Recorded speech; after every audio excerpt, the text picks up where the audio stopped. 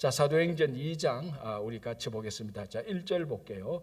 오순절 날이 이미 이름에 그들이 다 같이 한 곳에 모였더니. 자, 예수님께서 성천하시고 이제 성천하실 때 예수님께서 제자들에게 부탁하신 것이 무엇입니까? 예루살렘을 떠나지 말고 성령이 너희에게 임할 때까지 기다려라. 그래서 이 제자들, 그래서 우리가 지난 토요일 봤듯이 120명 예수님의 제자들과 또 다른 여자들, 그리고 예수님의 어머니와 그 자녀들, 그 예수님의 친동생들이 함께 모여서 마가의 다락방에서 기도하고 있었습니다. 자, 이 다락방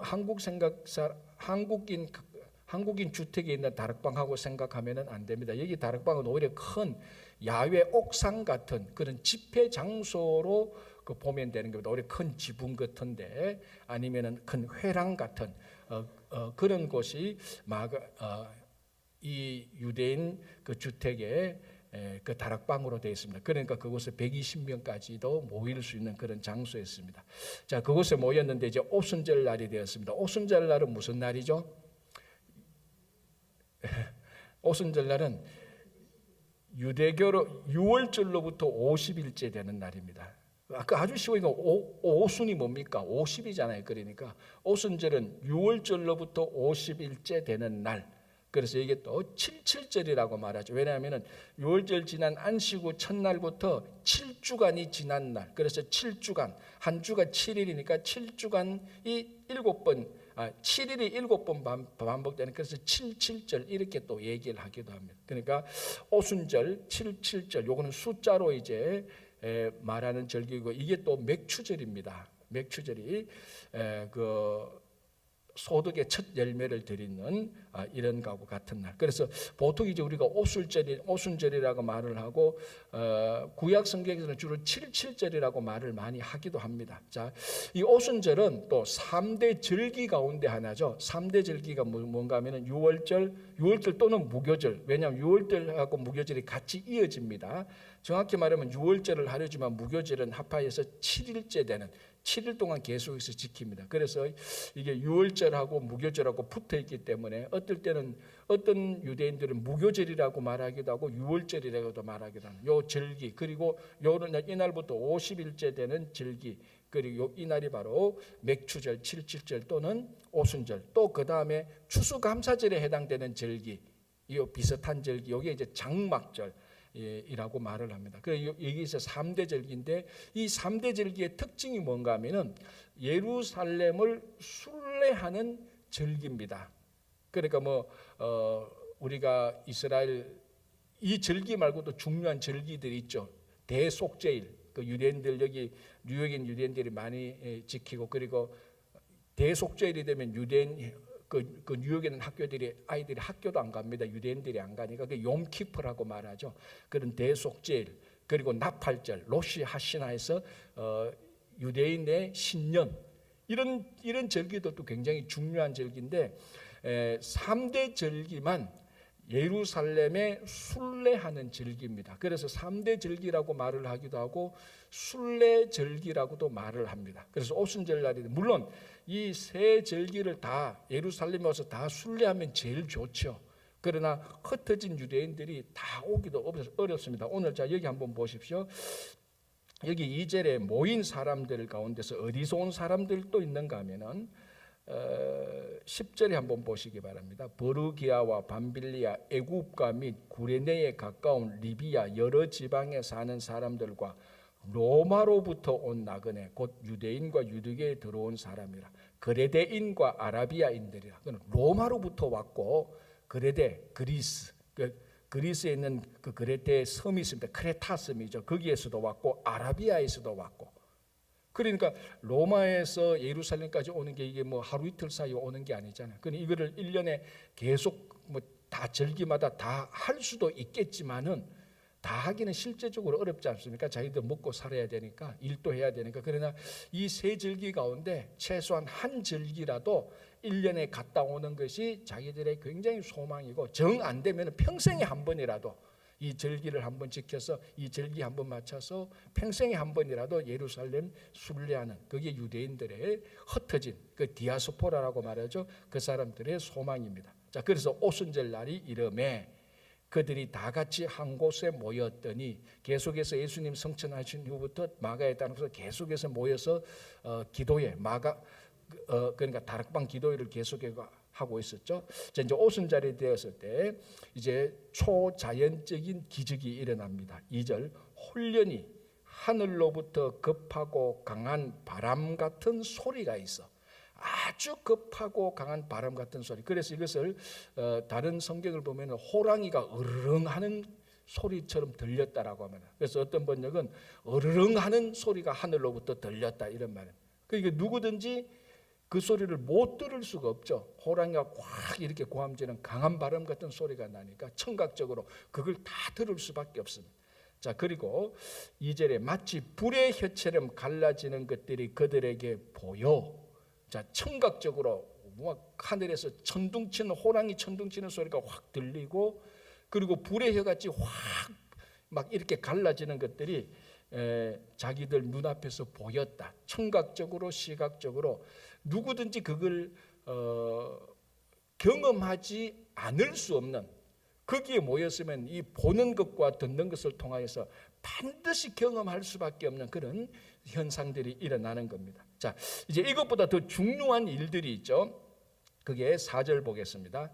그들이 다 성령의 충만함을 받고. 자, 그런데 한 가지 오해해서는 안 되는 게요, 이 성령의 충만함이 꼭 이런 현상들이 일어나야만 성령이 충만해지는 것은 아닙니다. 우리가 이제 나중에 사도 바울이 썼던 편지들, 이런 거 여러 것들을 보면은 꼭 이런 바람 같은 소리가 막 천둥, 바람, 호랑이 같은 소리가 나야, 불의 혀 같은 것이 갈라져야, 마치 초자연적인 현상이 일어나야만 성령이 오셨구나, 우리가 성령이 충만하겠구나, 이런 일도 일어날 수도 있고, 이런 일 없이 일상적인 삶을 통하여서도 성령이 충만하게 받을 수가 충분히 있습니다. 그리고 이렇게 말씀을 듣는 가운데서도, 예배를 드리는 가운데서도, 우리 주일학교 학생들 같으면 선생님들의 성경 공부 가운데서도 성령이 충만하게 임할 수 있습니다. 성령께서 우리들에게 역사하시는 방식은 아주 다양합니다. 그래서 마치 자기가 경험했던 성령 충만의 방식만 고집하면은 절대로 안 됩니다. 각자 사람들마다 성령 충만을 경험했던 방식은 아주 다양합니다. 그런데 이제 이 오순절 날에 일어났던 성령 충만의 역사함은 청각과 시각을 통하여서 모든 사람이 다 경험할 수 있도록. 그래서 3절 끝부분에 보시기 바랍니다. 각 사람 위에 하나씩 임했다. 120명이 모인데 단체로 퉁친 게 아니고 한 명 한 명씩, 120명 가운데 한 명도 빠지지 않고 각 사람 위에 하나씩 한 사람 한 사람씩 성령 충만함이 임했다는 것입니다. 자, 이제 이때에 일어난 현상, 성령 충만함의 증거로 일어난 현상이 바로 방언입니다. 자, 4절, 그들이 다 성령의 충만함을 받고 성령이 말하게 하심을 따라 다른 언어들로 말하기를 시작하더라. 자, 여기서 분명히 다른 언어들은 랭귀지가 다른 겁니다. 분명히 여기서 다른 언어들은 각 인종과 민족이 쓰는 언어가 다른 언어인데, 진짜 제일 좋은 다른 언어는 꼭 영어, 한국말 이런 인종적, 민족적 랭귀지가 다른 언어를 쓰는 것보다 가장 좋은 언어, 그건 사랑이 제일 좋은 방언입니다. 그건 나중에 이제 우리가 은사, 고린도서 은사할 때 우리가 같이 보겠지만은, 그러나 여기서 다른 언어들은 우리가 말하는 랭귀지가 다른 그런 것을 말합니다. 자, 그런데 성령이 말하게 하심을 따라, 자기들이 다른 언어를 배워서 말한 게 아니고 성령이 말하게 하심을 따라. 그래서 이 오순절날 마가의 다락방에서 일어났던 언어가 다른, 성령이 말하게 하는 언어가 다른 이 방언 현상은 아주 특별한 일입니다. 이것이 일반적으로 성령을 일을 때 이런 방언 현상이 보편적으로 일어나는 현상들이 아니라는 겁니다. 자, 성령께서 역사하시는 방법은 우리가 여러 가지로 우리가 바라볼 수 있는 관점이 있는데, 특별하게 임할 수 있는 방법, 그리고 일반적으로 임할 수 있는 방법이 굉장히 많습니다. 자, 예배를 통해서 많은 사람들이 성령을 경험합니다. 일반적이죠. 찬양을 통하여서 기도를 하고 성도들과 함께 예배를 드릴 때, 그리고 말씀을 들을 때 그때 성령께서 임하는 이런 것은 보편적으로 자주 일어나는 겁니다.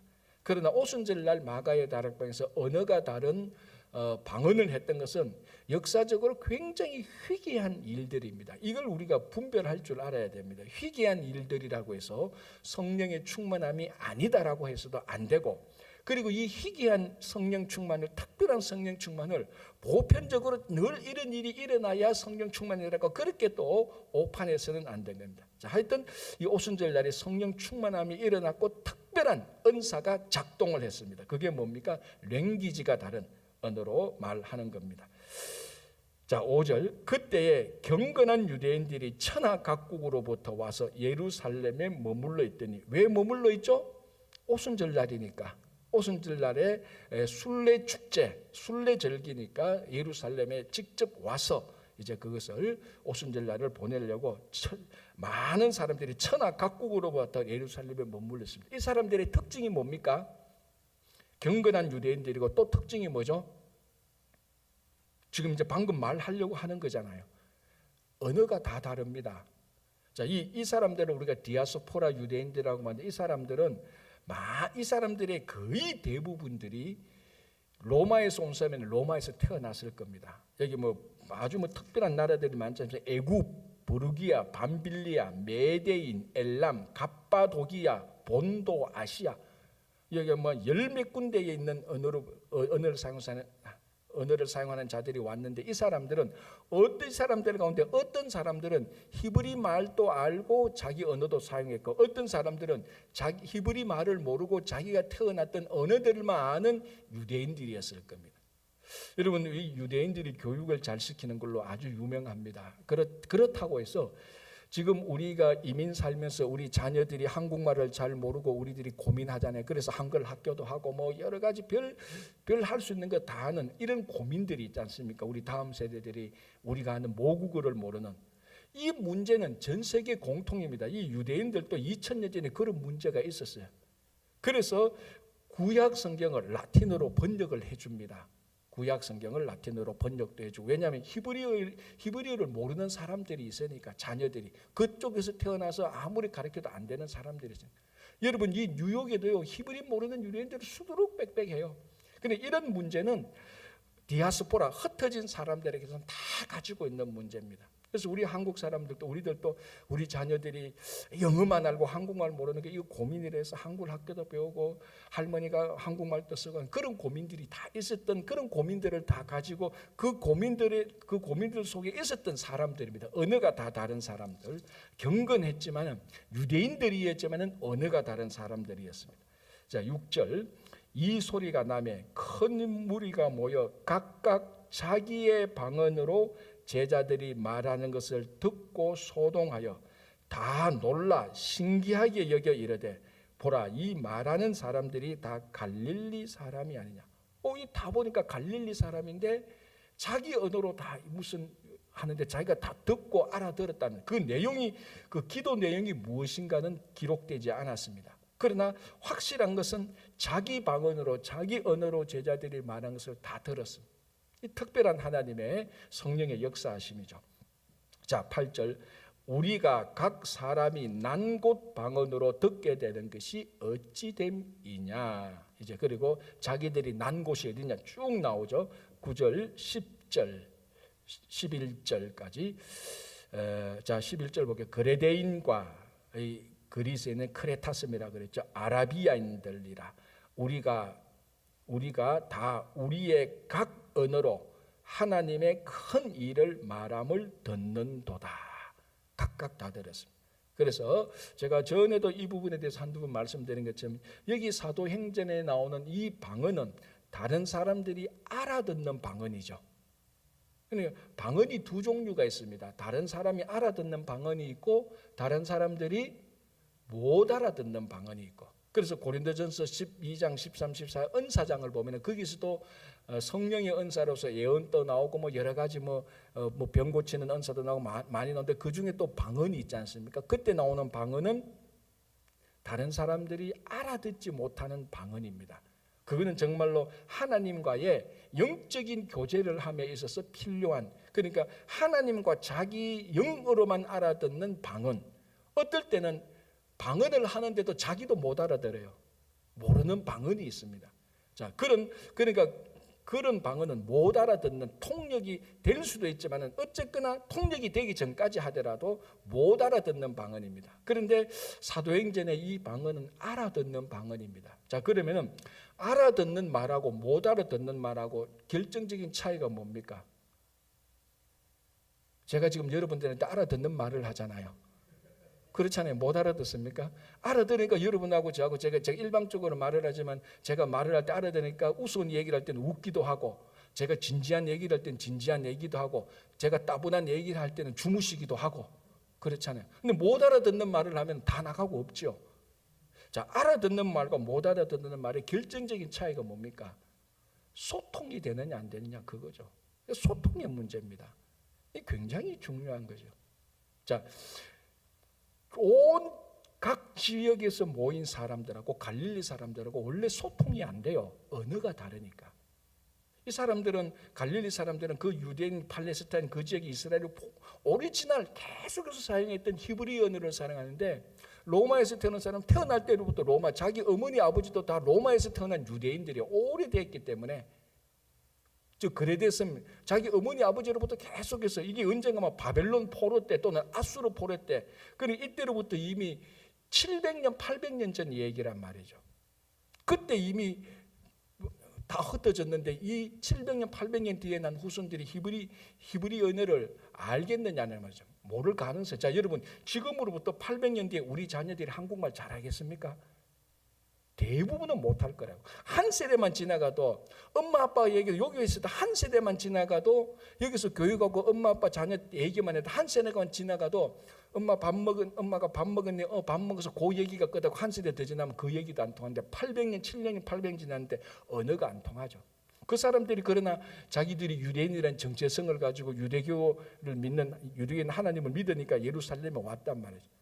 지금 이 방언이 아니었더라면 이 사람들과 디아스포라 사람들과 유대인하고 소통이 안 됩니다. 대화가 하나도 안 되죠.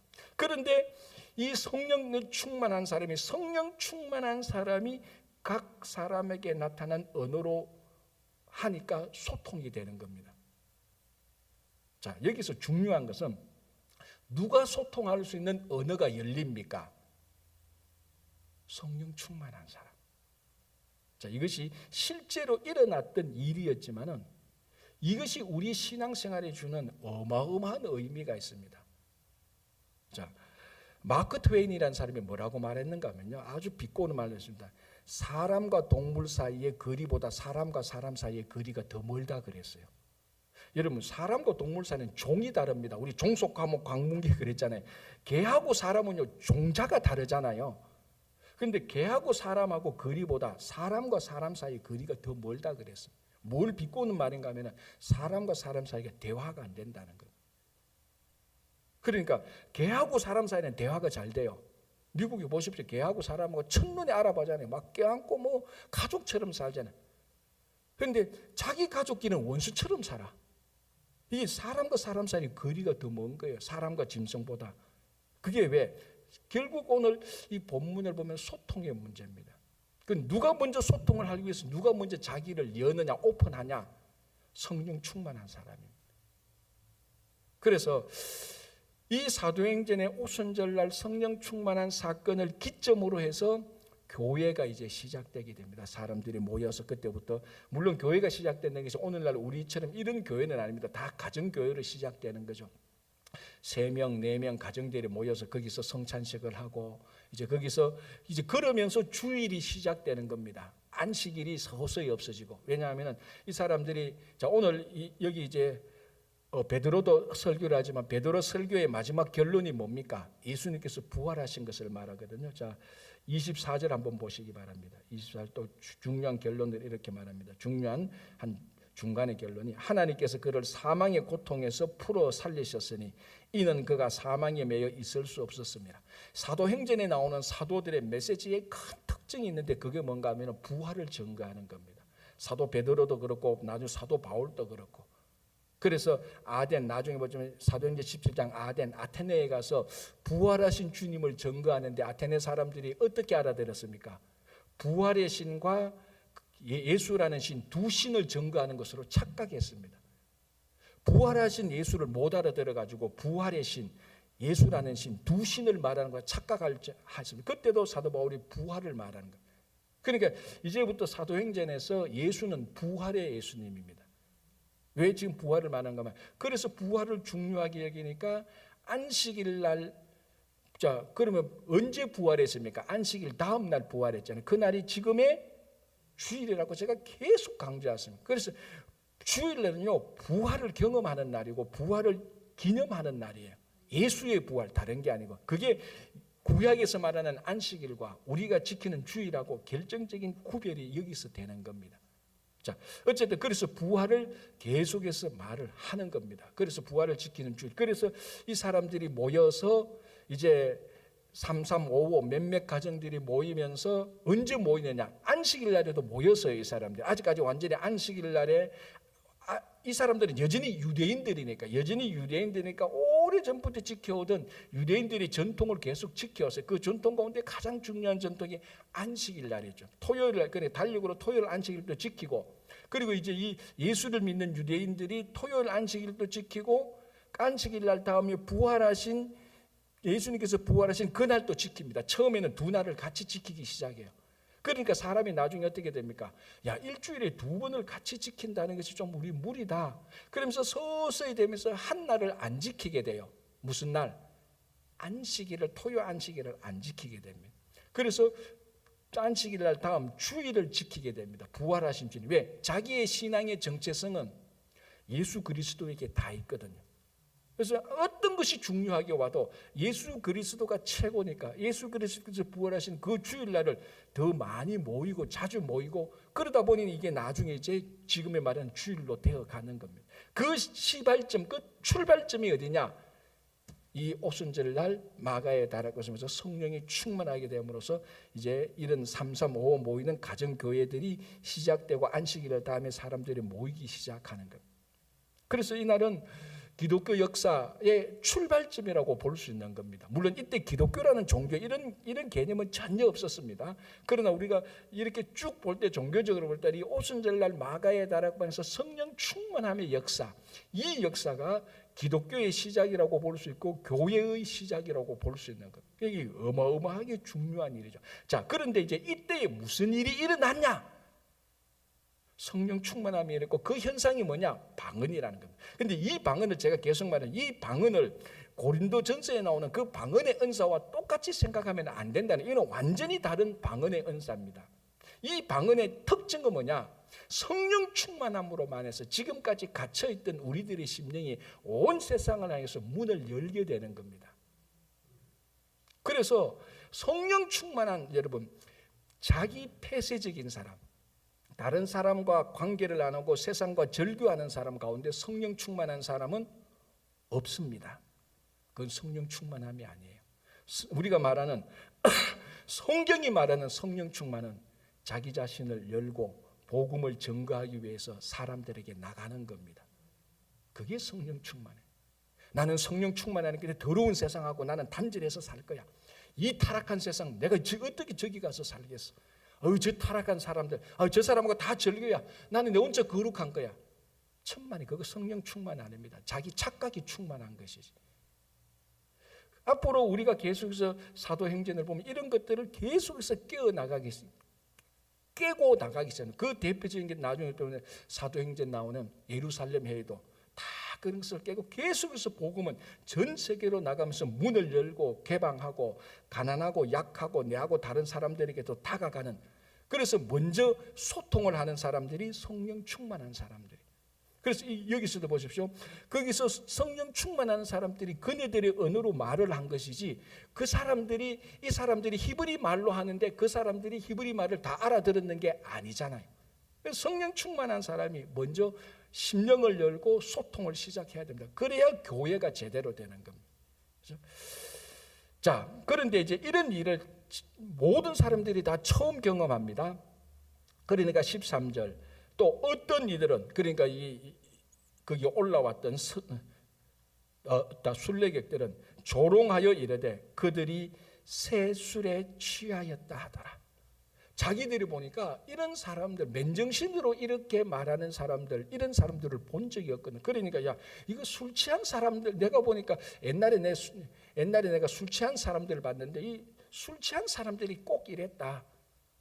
그래서 새 술에 취했다라고 말을 하는 거예요. 겉으로 보기는 그랬죠. 그러나 새 술에 취한 게 아니고 어디에 취한 겁니까? 성령이 취한 거죠. 그래서 우리가 성령에 취해야 되는데 술에 취하거나 세상에 취하면 안 되는 겁니다. 자, 이걸 들었던 이제 베드로가 일어나서 그 유명한 설교를 합니다. 자, 이제 베드로의 설교를 한번 보겠습니다. 14절. 베드로가 11사도와 함께 서서 소리를 높여 이르되 유대인들과 예루살렘에 사는 모든 사람들아 이 일을 너희로 알게 할 것이니 내 말에 귀를 기울이라. 자, 여기서도 잘 보면은 자 22절 같이 한번 먼저 보고 있게 할게요. 이스라엘 사람들아 이 말을 들어라. 너희도 아는 바와 같이. 자 14절 유대인과 예루살렘에 사는 모든 사람들아. 자 지금 베드로는 누구에게 설교하고 있습니까? 유대인들, 예루살렘에 사는 사람들. 자 각 지방에서 올라온 사람들 언어가 다르지만 이 사람들도 누굽니까? 유대인들이죠. 자, 우리가 미국 시민권을 가졌지만은 인종적으로는 아직도 우리가 한국인이죠, 그죠? 그러니까 묘하죠. 우리는 한국 사람, 물론 미국 시민권 가진 사람들, 미국 법적으로는 미국 시민인데 인종적으로 보면 한국 사람이에요. 그것도 유대인도 똑같아. 다 자기들이 난 곳에 다 있지만 또 그들이 언어를 쓰지만은 그들의 본질은 다 유대인들입니다. 그러니까 오순절날에 예루살렘까지 왔죠. 유대인들이 아니면 못 오는 거죠. 어쨌든 왔는데 자 베드로가 말하는 대상을 보시오. 유대인들, 예루살렘에 사는 사람들, 이스라엘 사람들. 자 이게 사도행전 1장 8절에서 너희가 오직 내 성령을 받고 오직 성령이 너희에게 임하신 너희가 성령을 받고 예루살렘과 온 유대와 사마리아와 땅끝까지 이르라. 자 지금 어디까지 복음을 전합니까? 예루살렘과 온 유대와. 지금 사도 베드로는 바로 그 대상들을 증거하고 있습니다. 그 대상들에 대해서 말하고 있는 겁니다. 아직 사마리아와 땅끝은 안 가는 거죠. 그래서 제가 지난 토요일 말이죠. 앞으로 복음은 이 순서대로 복음이 전파될 것이며 어느 때가 되면 동시에 전파될 것이라고 말하는데 이 베드로가 바로 복음을 전하는 대상들 유대인과 예루살렘에 사는 사람들아 이스라엘 사람들아 들어라 라고 말을 합니다. 자 15절 때가 제3신이 자 여기서 여러분 유대인들의 시간하고 우리들의 시간하고 다른데 여기서 제3시라는 것은 항상 여기서 플러스 6을 하시면 오늘날 우리 시간하고 똑같습니다. 자 여기서 제3시니까 플러스 6을 하면 몇 시가 됩니까? 9시 오전 9시입니다.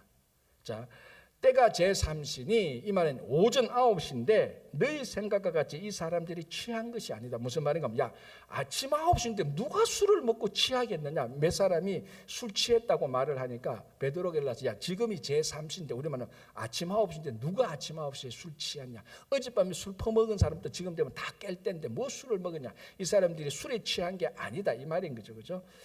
자 15절 때가 제3신이 너희 생각과 같이 이 사람들이 취한 것이 아니라 이는 곧 선지자 요엘을 통하여 말씀하신 것이다. 너희들이 말하는 것처럼 술에 취한 것이 아니고 선지자 요엘이 말씀하신 그 말씀의 일들이 지금 일어난 것이다 라고 말합니다. 자 이제 그래서 사도 바울이 요엘서 2장 28절부터 쭉 인용을 하는 겁니다. 사도 베드로가 17절 하나님이 말씀하시기를 말세에 내가 내 영을 모든 육체에 부어주리니 자 말세에 이미 이때부터 사도 베드로는 말세라고 말했습니다. 지금부터 2000년 전 지금 또 말세라고 말합니다. 제가 어릴 때 우리 아버님 어머니도 아이고 말세다 그럽니다. 왜 뉴스에서 끔찍한 사건 나오면 아이고 말세다 그래요. 지금도 말세다 그러고 아마 우리 자녀들도 나중에 나면 영어로도 말세다 그럴 거예요. 2000년 전에도 그렇게 얘기했다고요. 그러면 어느 게 말세입니까? 어느 게 진짜 말세예요? 자 여기서 말세라는 것은 예수님께서 딱 와서 심판하는 그 타이밍이 아니고 예수님께서 오시고 고난 받으시고 십자가에 달려 돌아가시고 성천하신 이후부터 지금까지 예수님께 그때부터 말세가 시작되었습니다. 지금까지도 말세가 진행 중이라는 겁니다. 말세가 언제 끝나느냐? 그건 예수님께서 오실 때죠. 그러니까 지금 우리가 있는 이 기간, 예수님께서 성천하신 그 이후부터 지금까지 계속해서 사도 베드로가 말한 그 내용을 하면 다 말세예요. 말세가 계속해서 진행 중이라는 겁니다. 그러니까 우리가 시간적으로 보면 사도 베드로가 말했던 말세라는 것은 말세 아주 초기죠. 지금은 말세 한 중기 후기쯤 됐는지 모르겠습니다. 언제 끝날지 모르겠으니까요. 그러니까 그때나 지금이나 다 말세입니다. 예수님께서 오신 이후부터 말세가 시작됐고, 이 말을 다른 말로 바꾸면 하나님 나라가 시작된 겁니다. 아직 완성은 안 됐지만. 그렇죠? 자, 그렇게 보면 이 말세라는 말을 쉽게 이해할 수 있습니다. 아이고, 그때도 말세고 지금도 말세고 어느 게 진짜 말세냐라고 말할 수 있는, 둘 다 말세가 맞습니다. 말세에 내가 내 영을 모든 육체에 부리니, 하나님께서 하나님의 영을 모든 육체, 세상 모든 사람들에게 부어준다는. 자, 이게 이렇게 생각하면 제일 좋죠. 하나님께서는 선인과 악인에게 똑같이 비를 주시고 똑같이 햇빛을 주십니다. 그거하고 같습니다. 하나님께서는 모든 사람에게 하나님의 영을 다 주십니다. 그런데 중요한 것은 그 성령을 영접하느냐 안 하느냐, 우리 선택에 달린 것이죠. 자, 햇빛을 내리쬐입니다. 모든 선한 사람과 착한 사람, 선한 사람, 악한 사람 다 햇빛을 쬐입니다. 그런데 누가 그 햇빛을 받고 햇빛으로부터 뭐 비타민 B나 C나 누가 받습니까? 햇빛이 쬐면 햇빛 있는 곳에 나가야 됩니다. 맨날 햇빛은 계속 해도 맨날 하루 종일 방에만 있으면 그 햇빛을 쬐일 수 없죠. 하나님께서는 모든 사람이 햇빛을 다 줬는데도 햇빛 속에 안 나오면 못 쬐는 겁니다. 하나님께서 모든 성령을, 하나님께서 모든 육체의 영을 다 주십니다. 성령을 다 주십니다. 그런데 자기 마음의 교만과 강팍함으로 성령을 안 받는 겁니다. 복음을 전해도 그걸 안 듣는 거지. 인간의 그 타락하고 부패한 본성 때문에 성령께서도 그 성령을 안 받아들이는 거예요. 그래서 내가 내 영을 모든 육체에 부어줄 것이다. 말세. 그래서 예수님께서 가신 후에 제자들에게 뭐라고 말했습니까? 요한복음에 예수님께서 성천하시고 난 다음에 보혜사 성령께서 오실 것이다 라고 말을 했는 겁니다. 자, 그리고 어떤 일이 일어나냐? 요엘 선지자가 이렇게 했습니다. 너희 자녀들은 예언할 것이요, 젊은이들은 환상을 꿈꾸고 늙은이들은 꿈을 꾸고, 또 내가 내 영을 내 남종과 여종들에게 부으지니 그들이 예언할 것이요. 자, 이 말을 글자 그대로 받아가지고 자녀들은 예언하고 젊은이들은 환상을 꾸고 늙은이들은 꿈을 꾼다. 그래서 그 자녀들은 꿈꾸면 안 되고 늙은이는 예언하면 안 되고, 이렇게 문자적으로 본문을 봐서는 안 된다는 겁니다. 그렇죠? 자, 우리가 성경을 볼 때, 제가 나올 때마다 성경을 볼 때 성경을 글자 그대로 볼 때가 있고, 그 문화와 그 상황 속에서 나타난 것을 분별해서 의미를 봐야 볼 때가 있습니다. 시편 같은 경우는 글자 그대로 보면은 이해 안 되는 게 대부분입니다. 왜? 시편은 시니까. 시하고 사람들의 현실은 사실은 다르게 표현하잖아요. 시는요. 그러니까 그 신앙의 시편을 신앙의 시로 이해해야 되지 글자 그대로 받아들이면 안 되는 겁니다. 그건 성경을 가장 나쁘게 오독하는 겁니다. 자, 여기서도 성령을 모든 육체에 줍니다. 그러면은 남종, 여종, 젊은이, 늙은이 자녀할 것 없이 하나님의 영을 받아서 하나님께서 하신 특별한 그 성령의 사역을 하신다는 것이 의미지, 늙은이만 꿈꾸고 젊은이는 꿈 못 꾸고 젊은이는 환상하고 어린 자녀나 늙은이는 환상을 못 보고, 글자에 보면 남종과 여종만 예언하고 남종, 여종 아닌 주인은 예언 못하고, 이렇게 문자적으로 해석을 하면은 이 본문을 알 수 없습니다. 요엘 선지자가 말했던 그 말세, 하나님의 때가 되면은 모든 육체에 영을 주셔서 신분하고 상관없이, 남녀 상관없이, 노소 상관없이, 인종 상관없이 성령께서 역사하신다면 그게 남종이나 여종이나 자녀들이나 늙은이나 꿈을 꾸고 환상을 보고 예언을 하고 하나님의 성령을 경험하게 된다는 말입니다. 그게 성령의 역사입니다.